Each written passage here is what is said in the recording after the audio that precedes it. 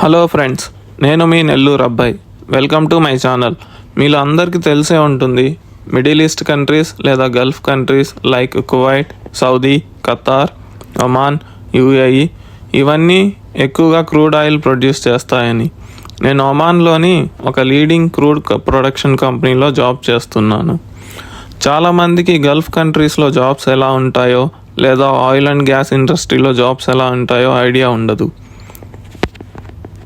Doubt అడుగుతాను.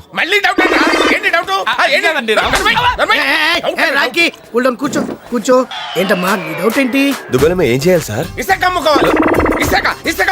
అసలు నువ్వు కడుపు అన్నం తింటావా, అనుమానం తింటావా? రాకి ఎవరికైనా అనుమానం సహజమే. ఇదిగో దుబాయ్ వెళ్ళగానే మీ అందరికి తలో 3 బాయిలు ఇస్తారు. పెట్రోల్ బావులయ్యా, తోడు కూడా అమ్ముకోవడమే.